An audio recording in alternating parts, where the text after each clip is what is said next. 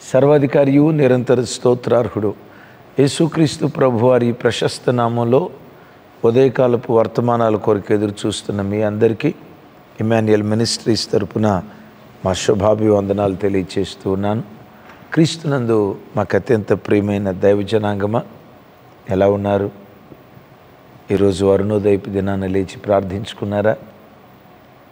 కనీసం 2-3 అధ్యాయులైన దేవుని వాక్యాన్ని చదువుకున్నారా? తమ్ముడు, చెల్లి, మిమ్మల్ని ఎంతమంది ఈరోజు అరుణోదయపు దినాన్ని లేచి ప్రార్థించుకున్నారు? కింద కామెంట్ బాక్స్లో రాయండి.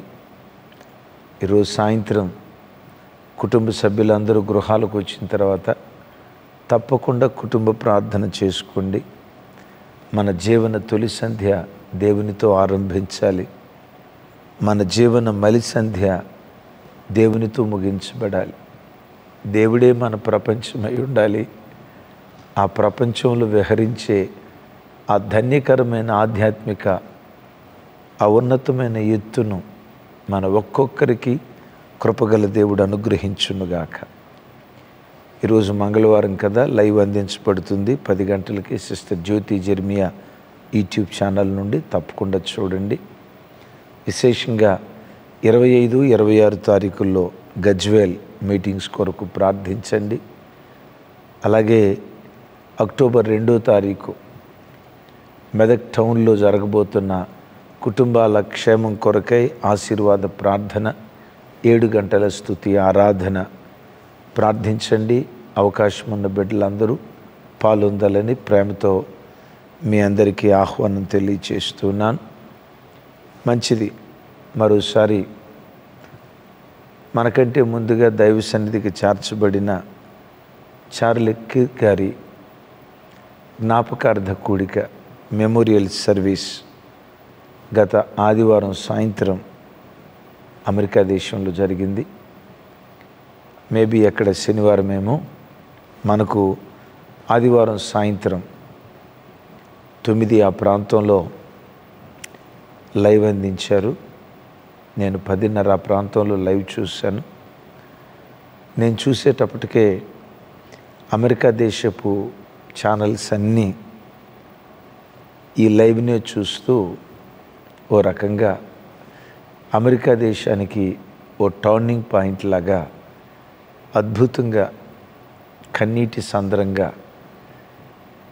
ప్రేరణ, ప్రోత్సాహం, పురికొల్పు, దైవిక దాహం ప్రతి క్రైస్తవుని గుండెల్లో పుట్టేటట్లుగా, ఉద్వేగభరితంగా, నిరీక్షణతో నిండినదిగా అద్భుతంగా ఆ కూటం జరిగింది. ఆ ప్రార్థన, ఆ మెమోరియల్ సర్వీస్ జరిగింది. నేను చూసినప్పుడు లైవ్లో మెయిన్ ఛానల్లోనే చార్లీ కిర్క్ గారి వారి మెయిన్ ఛానల్లోనే ఆల్మోస్ట్ 4,60,000 మంది లైవ్ చూశారు. వారిది 2వ ఛానల్ ఉంది, టర్నింగ్ పాయింట్ USA. ఇంచుమించు 3,50,000 మంది దానిలో లైవ్ చూశారు. అంటే లైవ్లో ఆ రోజు నేను ఆయా ఛానల్స్ చూస్తూ ఉంటే రమారమి లైవ్లోనే 25 లక్షల మంది యూట్యూబ్ చూశారు.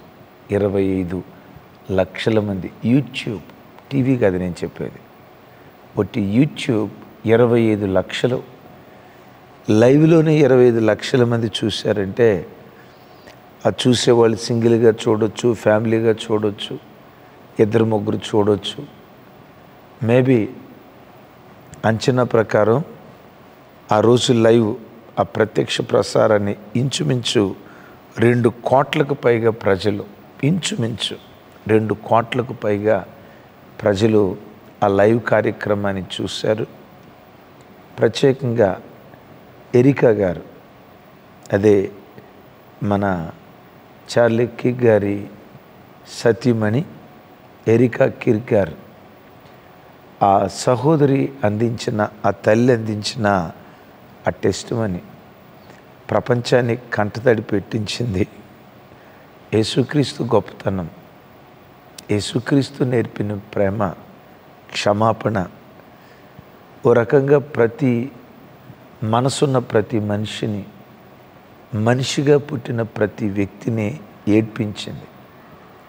నిన్నటి ఉదయం నేను ఎర్లీ మార్నింగ్ మరోసారి చూసా. ఓ రకంగా నేను కూర్చున్న స్థలం కన్నీళ్లతో నిండిపోయింది అని చెప్పడానికి నేను బహు సంతోషిస్తూ ఆ సహోదరి ఏం చెప్పిందో మరోసారి మీతో పంచుకోవాలని పరిశుద్ధాత్మ చేత రేపబడ్డాను.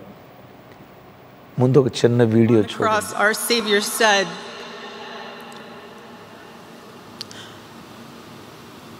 Father, forgive them, for they not know what they do. That man, that young man, I forgive him.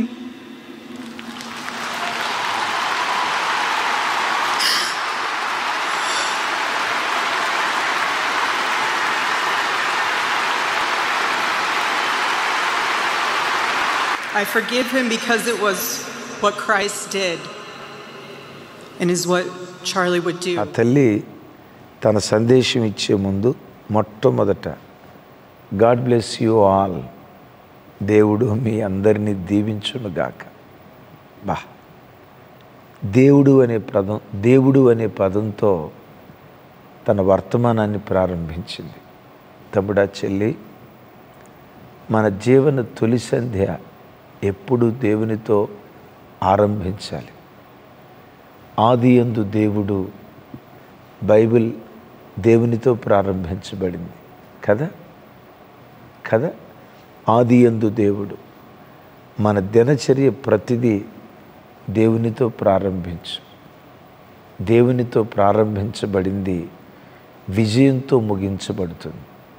దేవుడు మిమ్మును దీవించునుగాక. తను మాట్లాడుతూ, నా భర్త జ్ఞాపకార్థ కూడికకు ప్రపంచ దేశాల నుంచి తరలి వచ్చిన ప్రతి బిడ్డను, లైవ్లో టెలికాస్ట్ చేయబడుతుంది, చూస్తున్న ప్రతి బిడ్డను దేవుడు దీవించుగాక. గాడ్ బ్లెస్ యూ ఆల్ అని ప్రారంభించి, తను ప్రారంభించిన అంశంలో మొట్టమొదట దేవుని చిత్తానికి తలయొగ్గటం, దీన్ని గురించి తెలియచేసి చెప్తూ, 2 సంవత్సరాల క్రితం ఈ వేదికకు సమీపాన కొంచెం దూరంలో 2 సంవత్సరాల క్రితం నా భర్తతో కలిసి నేను ఆ కాన్ఫరెన్స్కి వచ్చాను. ఆ కాన్ఫరెన్స్లో నా భర్త మాట్లాడుతూ బైబిల్లో తనకిష్టమైన వాక్యాల్లో ఒక వాక్యం చాలా ఇష్టం. అఫ్కోర్స్ బైబిల్ అంతా ఇష్టమే. బైబిల్లో తీసివేయవలసిన మాట ఏది ఉంది, ఇది కూడా చెప్పుంటే బాగుండు అని కలపాల్సిన మాట ఏముంది? నేను గతంలో ఒకసారి చెప్పాను, పంచభక్ష పరవాణాలను మించిన శ్రేష్టమైన మాధుర్యత దేవుని వాక్యంలో ఉంది. సరే, నా భర్తకు ఇష్టమైన మాటల్లో ఓ మాట యెషయా గ్రంథం 6వ అధ్యాయం 8వ వచనం మీద ఆ వచ్చిన వాళ్ళతో వర్తమానాన్ని పంచుకున్నాడు. ఏముంటుంది అక్కడ? నేను ఎవరిని పంపేదను, మా నిమిత్తం ఎవడు పోవునని ప్రభువు సెలవీయగా వింటిని. అంతటా నేను చిత్తము నేనున్నాను నన్ను పంపుమనగా, చిత్తము నేనున్నాను నన్ను పంపుము. ఎప్పుడు పదే పదే ఆ దైవజనుడు చార్లీ గారు తన ప్రార్థనలో కానీ, తన భార్యతో కానీ, దేవునితో మాట్లాడేటప్పుడు కానీ, దేవా నీ చిత్తం చేయటానికి నేనున్నా, నీ పనికి నన్ను వాడుకోయ్యా, నువ్వు ఎక్కడికి పంపిస్తానన్నా నీ పని నిమిత్తం నేను పోతానయ్యా, ఏ యూనివర్సిటీలో మాట్లాడమన్నా, ఏ కాంపస్లో మాట్లాడమన్నా నీ చిత్తం చేయటానికి నేనున్నా, నన్ను వాడుకోయ్యా, పదే పదే ఎప్పుడు ఈ మాట అంటూ ఉండేవారట.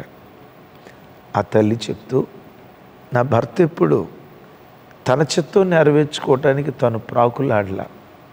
ప్రతి సందర్భంలో నీ చిత్తమే సిద్ధించుగాక, నీ చిత్తమే సిద్ధించుగాక. దేవా, నా బ్రతుకులో నా చిత్తం జరగకూడదు, నేను అనుకున్నది జరగకూడదు, నా పట్ల నీ ఉద్దేశం ఏదో, నీ చిత్తమే నా పట్ల జరగాలి అని పదే పదే దేవుని చిత్తానికి తను తాను అప్పగించుకునేవాడు. మీతో ఒక మాట చెప్తాను. పాత నిబంధనలో ప్రత్యక్ష గుడారం దగ్గర బలిపీఠం దగ్గర పావురాన్ని బలర్పించడానికి తీసుకొచ్చినప్పుడు మొట్టమొదట యాజకుడు దాని తలను తుంచుతాడు. దీని అర్థం ఏంటో తెలుసా?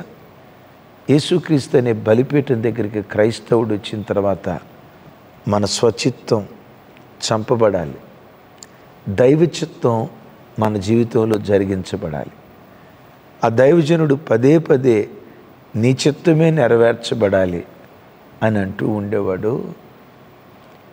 నా భర్త నాకు దూరమైన తర్వాత నేను మనసులో కూడా ఎందుకు ఇలా చేసావు దేవా అని నేను అడగల. పరలోక ప్రార్థన మాధుర్యం ఆ రోజుల్లో నేను అంత అర్థం చేసుకోలేదు. కానీ నా భర్త చనిపోయిన తర్వాత పరలోకమందు ఎలాగో భూమి యందు అలాగూ నీ చిత్తము నెరవేర్చబడునుగాక అని ప్రభువు నేర్పిన పరలోక ప్రార్థన మాధుర్యాన్ని నా భర్త చనిపోయిన తర్వాత నేను అనుభవించగలుగుతున్నా. నా భర్త చనిపోయారు అన్న వార్త వినిన తోడనే నీ చిత్తమే సిద్ధించునుగాక, నీ చిత్తమే నెరవేర్చబడునుగాక. ఆ మాట నోటి మాటలతో చెప్పలేనంత ఆదరణ, ధైర్యం, నెమ్మది నాకు కలుగు చేసింది. తమ్ముడు, చెల్లి, నీ జీవితంలో కూడా ఏదైనా చేదు అనుభవిస్తున్నావా? దేవుని అనుమతి లేకుండా నీ తల వెంట్రుకల్లో ఒకటి కూడా రాలదు కదా. దేవుని అనుమతి లేకుండా నీ జీవితంలో ఏ చిన్న సంఘటన జరగదు కదా. ఒకవేళ చేదైన సంఘటన జరిగిందా అను, నీ చిత్తమే సిద్ధించునుగాక. ఆమేన్. రెండవది, నా భర్తకు మొదటి నుండి స్వార్థ ప్రకటన అనే వెర్రితనం చేత నా భర్త నింపబడేవాడు. క్రూసేడ్స్, యూత్ క్యాంపస్, యవనస్తుల మధ్యలో స్వార్థ ప్రకటించడానికి పౌలు వారి హృదయం ఎంత తాపత్రయపడేదో, స్వార్థ ప్రకటనలో నా ప్రాణాన్ని కూడా నేను ప్రియంగా ఎంచను. యేసుక్రీస్తు కృపావార్త నిమిత్తం నా ప్రాణం కూడా నాకు ప్రియమైనది కాదు అని పౌలు మహాశయుడు సువార్త ప్రకటన కొరకు ఎలా తహతహలాడేవాడో, నా భర్త సువార్త ప్రకటన కొరకు అంతకంటే సువార్త ప్రకటన కొరకు అంతగా తహతహలాడేవాడు. ఒకంత బాధున్నా నా గుండెల్లో అతిశయం. ఆ సువార్తను ప్రకటిస్తూనే యేసుక్రీస్తు జననం, యేసుక్రీస్తు మరణం, యేసుక్రీస్తు పునరుద్ధానాన్ని గురించి ప్రకటిస్తూనే ఆ సువార్త ప్రకటనలోనే తన ప్రాణం విడిచాడు. ప్రాణం పోయే ఆఖరి క్షణం వరకు సువార్త ప్రకటిస్తూనే తన ప్రాణాన్ని విడిచాడు. తమ్ముడా, చెల్లి, నీ జీవితంలో కూడా నువ్వు బ్రతుకుతున్న ప్రతి చోట రోజుకొకరికైనా సువార్త ప్రకటించు. మీరు వెళ్తున్న సంఘాల్లో సువార్త పనిలో సేవకులతో కలిసి పాలిభాగస్తులు కండి. సువార్త అయ్యా, నేను సువార్త ప్రకటిస్తే ఎవరూ మారట్లేదు అని అనుకోకు. ప్రకటించడం నీ పని, కార్యసిద్ధి కలుగు చేయటం దేవుని పని. ఆమేన్. మూడవది, ఆ సువార్త ప్రకటనలో నా భర్త క్రీస్తు కొరకు హతసాక్షిగా మారిన తర్వాత చూడండి, అమెరికా దేశంలో అల్లర్లు జరగల, దోపిడీ జరగల, ఈ హత్యను అడ్డుపెట్టుకొని మారణకాండ జరగలేదు, లూటీలు జరగలేదు, అల్లర్లు జరగలేదు. అల్లర్లు జరగకపోగా నా భర్త దేని కొరకు ప్రార్థించాడు? బ్రతికి ఉన్న దినాల్లో దేని కొరకు ప్రార్థించాడమ్మా? అమెరికా దేశం భక్తిలో ఉజ్జీవం. ఎస్, అమెరికా దేశం భక్తిపరంగా ఉజ్జీవింపబడాలని ఉజ్జీవం కొరకు ప్రార్థించాడు. ఆయన చనిపోయిన మరుక్షణం నుండి అమెరికా దేశంలో ఉజ్జీవ జ్వాలలో మరలా దేవుడు రేకెత్తింప చేశాడు. మాట్లాడుతూ ఏమందో తెలుసా? పుట్టినప్పటి నుండి ఎన్నడూ బైబిల్ చదవని వ్యక్తులు నా భర్త మరణాన్ని కనులారా చూసిన తర్వాత, గడిచిన దినాల్లో నా భర్త ఇచ్చిన సందేశాలు విన్న తర్వాత, పుట్టినప్పటి నుంచి ఎన్నడూ బైబిల్ తెరవని వ్యక్తులు ఇప్పుడు బైబిల్ చదువుతూ ఉన్నారు. ఎస్, అమెరికా దేశంలో అనేక మంది తల్లులు వారి పిల్లల కొరకు ప్రార్థన చేయటం ప్రారంభించారు. ఏమనో తెలుసా? నా కడుపును పుట్టిన నా కొడుకే ఓ చార్లీ కావాలి, నా కొడుకే మరో చార్లీ కావాలి, పెంచితే ఇదిగో ఈ బిడ్డ పెంచబడినట్లుగా నా పిల్లల్ని పెంచాలని గతంలో ఎన్నడూ ప్రార్థన చేయని తల్లులు, తండ్రులు పిల్లల కొరకు ప్రార్థన చేయటం ప్రారంభించారు. మూడవది, చర్చి ముఖం ఎలా ఉంటుందో చూడని అనేక మంది క్రైస్తవులు నా భర్త మరణం తర్వాత తండోపతండాలుగా ప్రజలు మందిరానికి రావటం నాకు ఆ మాటలు వింటున్నప్పుడు మన ఉపవాస ప్రార్థనలో మనం ఏం చేసామో మీకు గుర్తుందా? అమెరికా దేశం మాకు సువార్త ప్రకటించిందయ్యా. వాళ్ళ పితరులు చనిపోయిన తర్వాత అక్కడ సువార్త చల్లారిపోయింది అయ్యా. మరలా ఉజ్జీవ జ్వాలలో ఆ దేశంలో రేకెత్తింప చేయవా?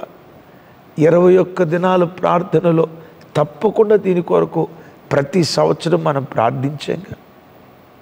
మనమే కాదు, భూమి మీద ఎంతమంది భక్తి కలిగిన క్రైస్తవులు, దైవ సేవకులు అమెరికా దేశ ఉజ్జీవం కొరకు, మన భరతగడ్డ ఉజ్జీవం కొరకు ఎంతమంది దైవ సేవకులు ప్రార్థించలేదు? మన ప్రార్థన వ్యర్థం కాలేదు కదా. కనీసం 10 సంవత్సరాల నుంచి బైబిల్ ముట్టుకోని వాళ్ళు కూడా ఈరోజు బైబిల్ చదువుతూ ఉన్నారట. కారణం ఏంటో తెలుసా?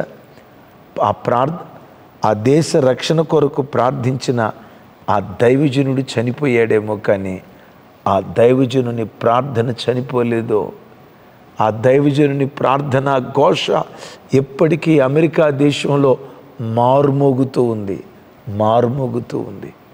తమ్ముడా, చెల్లి, నీకు నాకు మరణం ఉంటుందేమో, నీ ప్రార్థనకు మరణం ఉండదురా. చెల్లి, తమ్ముడా, అన్నా, అక్క, నీ ప్రార్థనకు మరణం ఉండదు.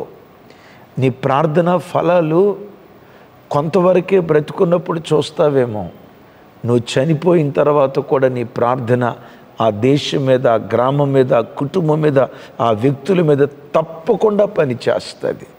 ప్రార్థించు, ఉజ్జీవాన్ని చూస్తావు. 4వది, మాదిరికరమైన జీవితాన్ని గూర్చి ఆ తల్లి మాట్లాడింది. ఈ లైవ్ చూస్తున్న మీలో ఆ తల్లి మాట్లాడిన మాట, ఈరోజు ఈ మెమోరియల్ సర్వీస్కి వచ్చిన మీలో చాలామంది విశ్వాసులు ఉన్నారు, దేవుని బిడ్డలు ఉన్నారు. మీరు బ్రతుకుతున్న స్థలాలలో మాదిరిగా బ్రతకండి. మీ చుట్టూతో ఉన్న ప్రజలకు కాపరులుగా బ్రతకండి, మార్గదర్శకులుగా బ్రతకండి. ఇది చిన్న పనిగా మీరు ఎంచుకోకండి. మీరు మార్గదర్శకులుగా బ్రతికితే మీ మాదిరికరమైన జీవితం ప్రజలను పురికొల్పటం ప్రారంభిస్తుంది. మీరు ఎరుగుదురా ఒక మాట, action speaks more than words. Action speaks more than words. మాటల కంటే మాదిరికరమైన ప్రవర్తన మరెక్కువగా ప్రభావితం చేస్తుంది. మీరు బ్రతుకుతున్న స్థలాల్లో ప్రజలకు మాదిరిగా బ్రతకండి. అదే పేతురు వారు అంటారు కదా, మందకు ప్రభువులైనట్టు ఉండకుడి, మందకు మాదిరిగా బ్రతకండి.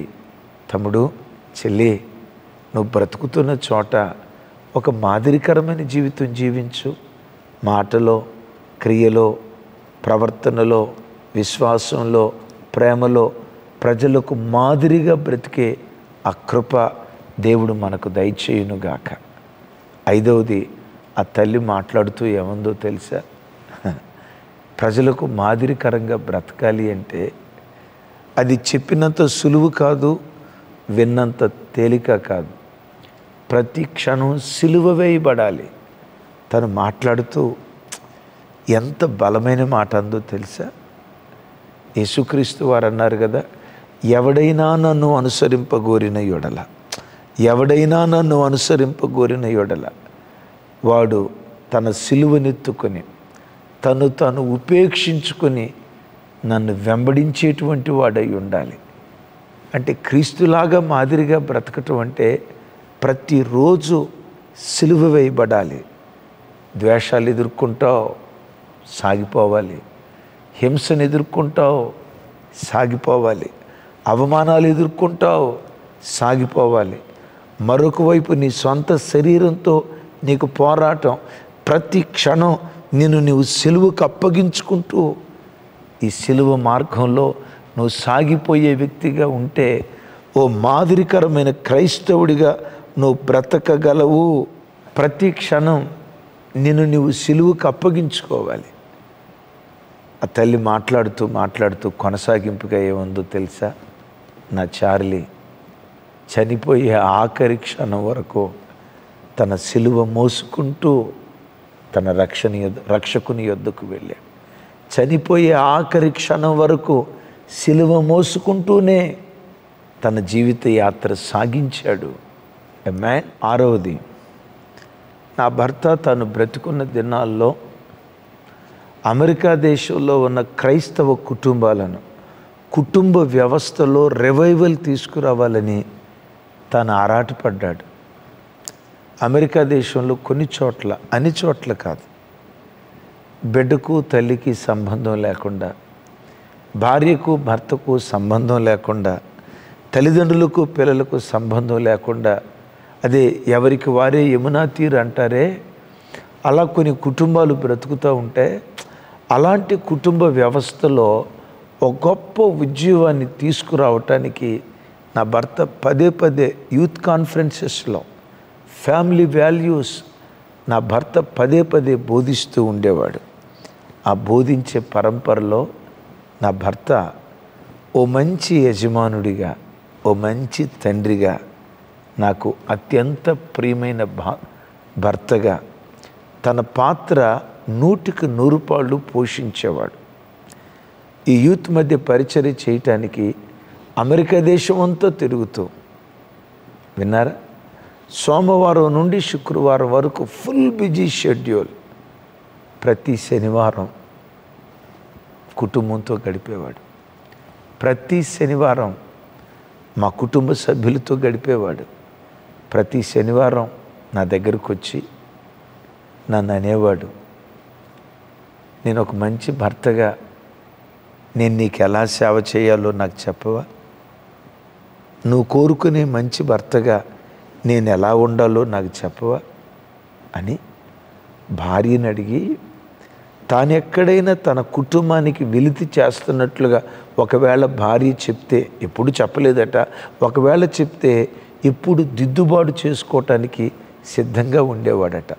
ఓ మంచి భర్తగా, ఓ మంచి తండ్రిగా నేను ఉండాలి, నేను నీకు ఎలా సేవ చేయగలను? ఇప్పుడు కొన్ని ఏమంటారు, ప్రైవేట్ బ్యాంకింగ్స్కి వెళ్ళాం, ప్రైవేట్ సెక్టార్కి వెళ్ళామనుకోండి, ఆ బ్యాంక్ దగ్గరే ఒక ఆయన నిలవబడి లేకపోతే ఒక లేడీ నిలవబడి, how can I help you sir అని అంట. చూసారా, భర్త అడిగేవాడట, నేను నీకు ఎలా నీకు సేవ చేయగలను నాకు చెప్పవా అని ప్రతి శనివారం తన భార్య మీద అందమైన కొటేషన్స్ రాసేవాడట. తను అక్కడ కాస్త నవ్వుతూ ఆ జ్ఞాపకాలు గుర్తుకు తెచ్చుకుంటూ, కొన్ని మీతో చెప్పలేను, నా మీద కొన్ని కవితలు రాసేవాడు. బా, ఎంత అన్యోన్యమైన భార్యాభర్తలు! క్రైస్తవ జనమా, భార్యాభర్తలంటే చనిపోయే ఆఖరి క్షణం వరకు ఆ ప్రేమ తరగకూడదు. ఇంకా చెప్పాలంటే ఆ ప్రేమ స్థాయి రోజుకు పెరుగుతూ ఉండాలి. బైబిల్లో ఇస్సాకు రెబెకాల గురించి మీరు ఎరుగుదురా? వారు వృద్ధాప్యానికి వచ్చిన తర్వాత వారిద్దరూ సరసమాడుకుంటూ ఉంటే కిటికీలో నుంచి చూశాడట అబీమెలెకు. వారు వాళ్ళు అప్పటికి ముసలోళ్ళు అయ్యారు. అంటే సరసమాడుకోవటం అంటే చెడుగా అనుకోకండి. ఆ భార్యాభర్తలు అంత లాలనగా అంత ప్రేమగా ఏది వృద్ధాప్యంలో కూడా. ఎందుకో తెలుసా? నీ దేవుడు ప్రేమ స్వరూపి. ఆయన పిల్లలు కూడా ఎప్పుడు ప్రేమతో ఉండాలి. తమ్ముడు, భార్యతో ప్రేమగా ఉంటున్నావా? ఒక డిక్టేటర్ లాగా ఉంటున్నావా?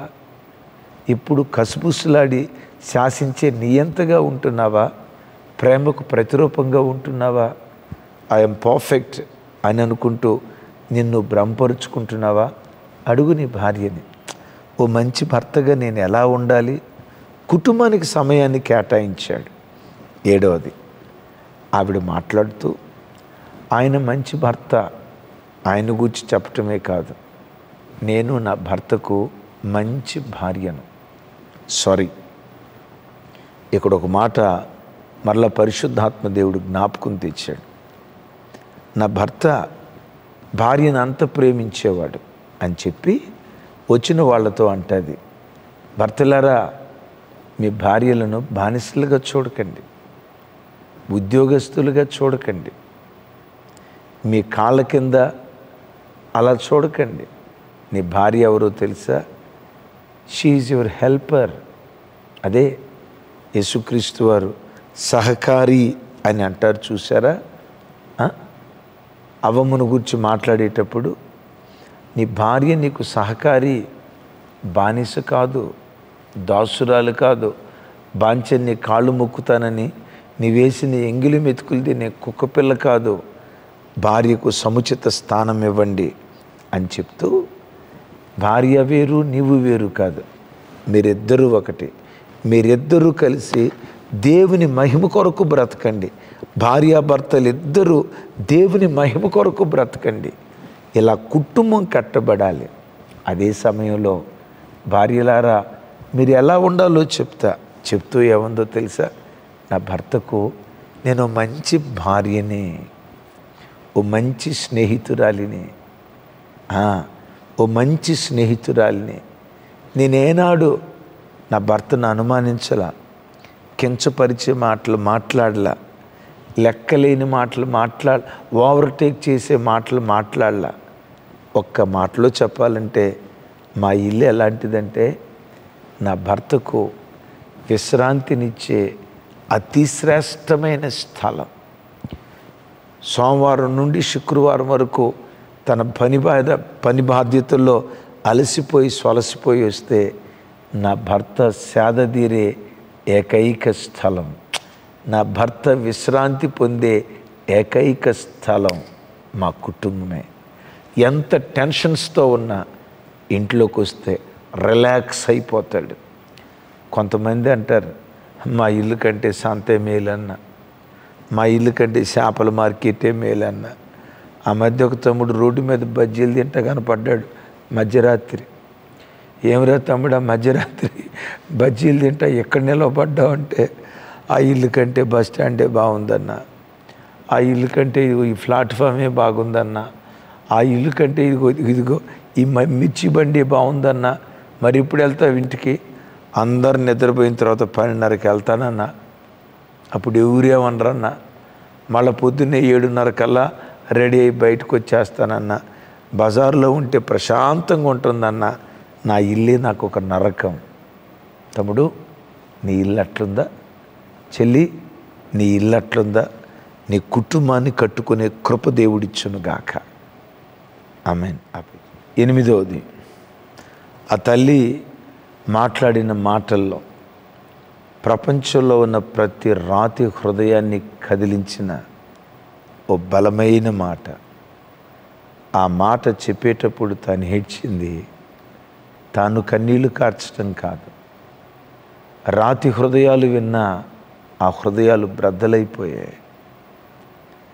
ఆ మాట కర్కోటకుడు విన్నా ఆ కర్కోటకుని హృదయం మైనులాగా కరిగిపోయి ఉంటుంది.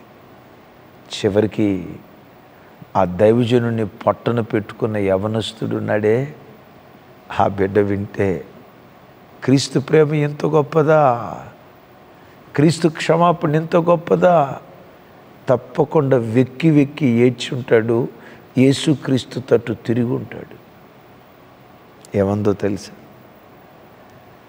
నా భర్త ఏ యవనస్తులను మార్చాలని తహతహలాడాడో, ఏ యవనస్తులకు ఆశ్రయం కల్పించాలని, యవనస్తుల్లో రివైవల్ తీసుకురావాలని నా భర్త పోరాడాడో,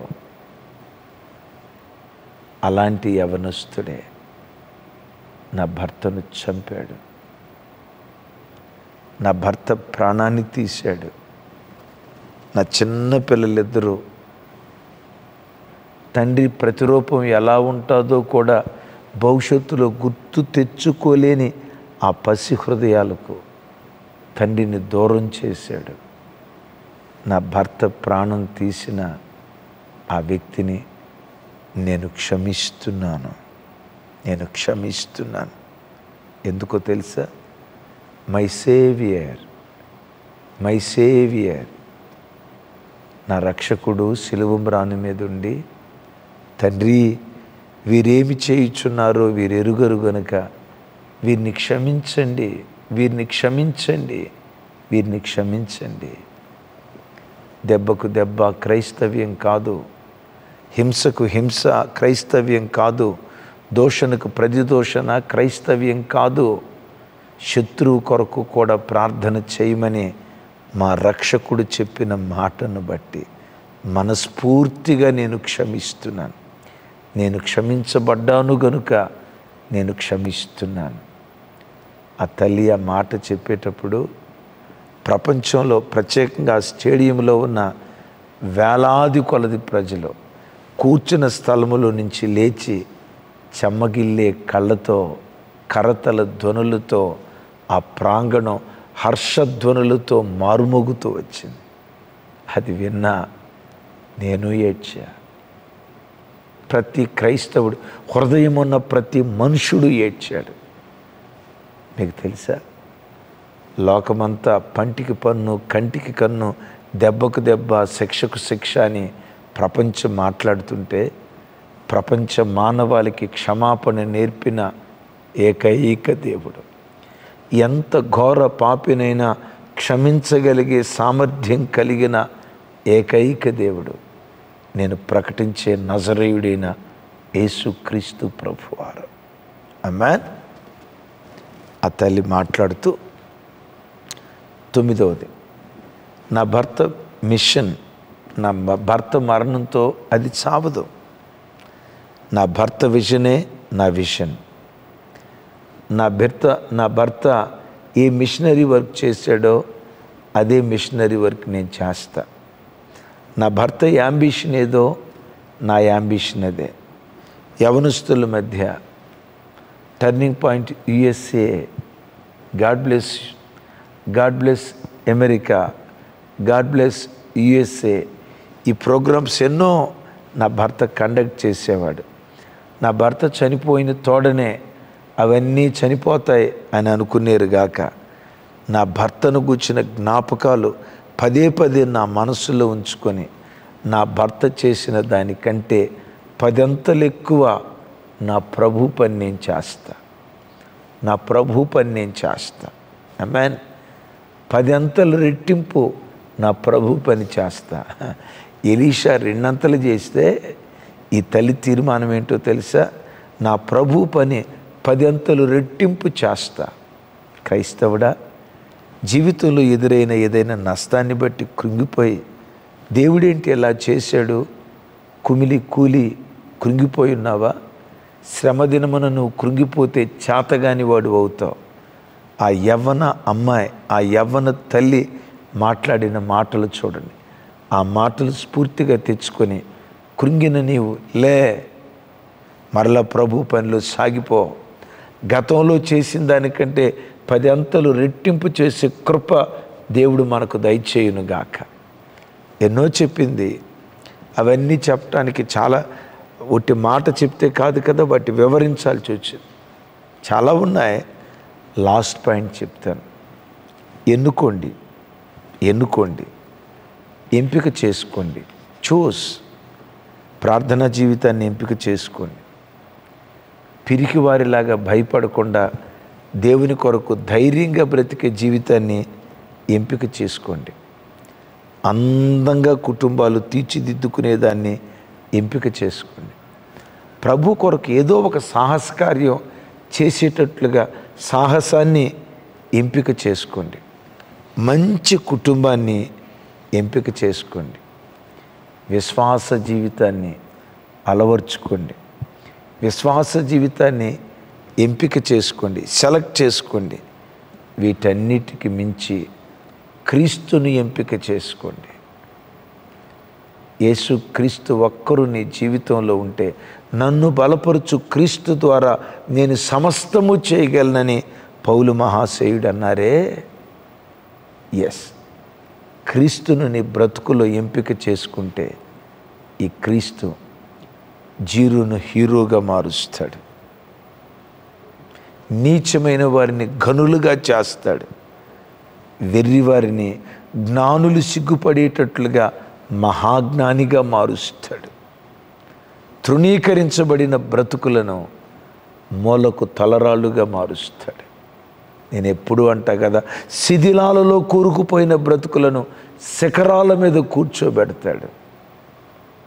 not I but Christ. Everything క్రీస్తును ఎంపిక చేసుకోండి. నా జీవితంలో నేను చేసుకున్న ఎంపికల్లో పుట్టిన నాటి నుండి నేటి వరకు నేను చేసుకున్న ఎంపికల్లో అతి శ్రేష్టమైన ఎంపిక, మరి ఏ ఎంపికను ఆ ఎంపికతో పోల్చలేను, మ్యాచ్లెస్. అతి శ్రేష్టమైన ఎంపిక ఏదో తెలుసా? యేసుక్రీస్తును నా దేవునిగా అంగీకరించా. యేసుక్రీస్తును నా రక్షకునిగా అంగీకరించా.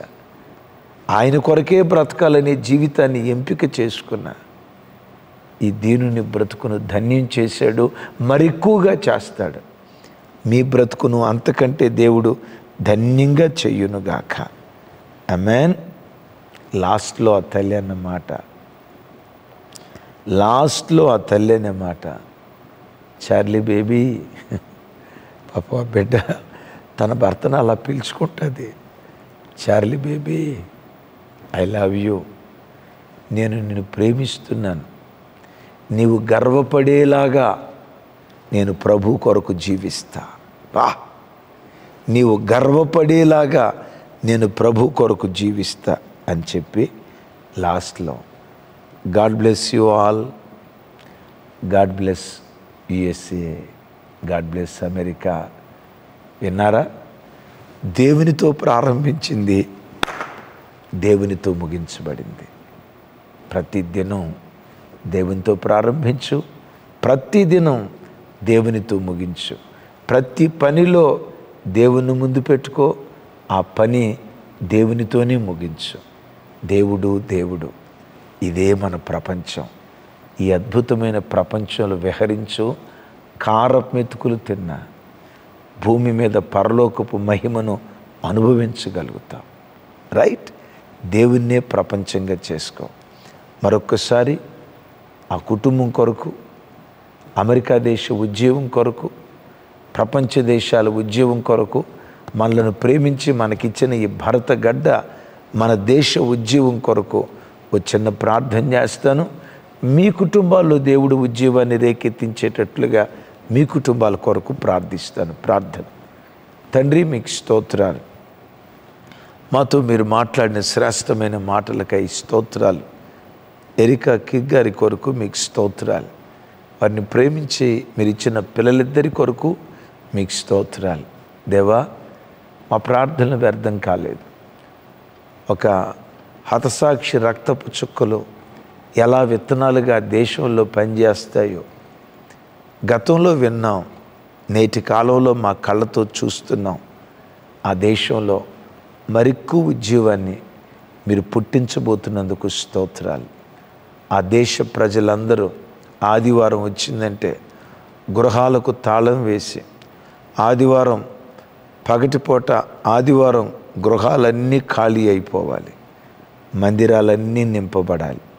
ఇదే గతంలో ఉపవాస ప్రార్థనలో చేశాం, మరలా చేస్తున్నాం నాయన. ఆదివారం ఒక్క డెక్క కూడా అమెరికా దేశంలో ప్రజలు ఇళ్లల్లో ఉండకూడదయ్యా. ఆదివారం ఇల్లు ఖాళీ అయిపోవాలి, మందిరాలు నిండుకోవాలి. ప్రత్యేకంగా చార్లీ గారు చేసిన సేవ కంటే ఆ తల్లి 10 అంతల రెట్టింపు పరిచర్య మీ కొరకు చేయాలి. అలా బలపరిచి మీరు వాడుకుందురుగాక. అయ్యా, మీ సన్నిధానంలో ప్రార్థన చేస్తూ ఉన్నాను. ఆ తల్లి ద్వారా భీకర కార్యాలు జరిగించు. ఎక్కడ త్రుట్టిల్లకూడదయ్యా. అయ్యా, వారి సాక్ష్యానికి ఎక్కడ మరక రాకూడదయ్యా. యవన బిడ్డయ్యా, తన వయసు చిన్నది, తనకు వచ్చిన కష్టం చాలా పెద్దదయ్యా. అయ్యో, ఆదరణకర్తవు. ఆ బిడ్డను ఒక యజమానుడిగా మీరు ఆదరించి మీ కొరకు నిలవబెట్టమని ప్రార్థిస్తున్నాను. ఆ ఉద్యమం ప్రపంచ దేశాలకు అంటుకోవాలయ్యా. మా భరతగడ్డలో ఆ ఉజ్జీవాన్ని మా కళ్ళతో చూడాలయ్యా. ఆ ఉజ్జీవాన్ని మా కళ్ళతో చూసిన తర్వాతే మీ సన్నిధికి మేము చేరాలయ్యా. అయ్యా, మా దేశం యేసు నామం పేరిట మా దేశం ఆ ఉజ్జీవ జ్వాలలు రేకెత్తించబోతున్నందుకు స్తోత్రాలు. ప్రపంచమంతా ఆ మంటలు మీరు పుట్టించబోతున్నందుకు స్తోత్రాలు. మా భరతగడ్డలో నుండి మిషనరీస్ని లేవనెత్తు, ఎవాంజలిస్టులను లేవనెత్తు, అపోస్తులను లేవనెత్తు. మా దేశంలో నుండి ప్రపంచ దేశాలకు ఉద్యమం బయలుదేరి వెళ్ళాలి. అమెరికాలో అంటుకున్న మంట ప్రపంచ దేశాలకు విస్తరించాలి. సమస్త ఘనతలు మీకే ఆరోపిస్తూ యేసు నామం పేరిట ప్రార్థించి స్తుతించి పొంది ఉన్నాను తండ్రి. తండ్రి అయిన దేవుని ప్రేమ, కుమారుడైన యేసు క్రీస్తు వారి దివ్యకృప, పరిశుద్ధాత్మ దేవుని అన్యోన్య సహవాసం మనకు సకల పరిశుద్ధులకు సదా తోడయుండి నడిపించునుగాక. ఆమేన్, ఆమేన్.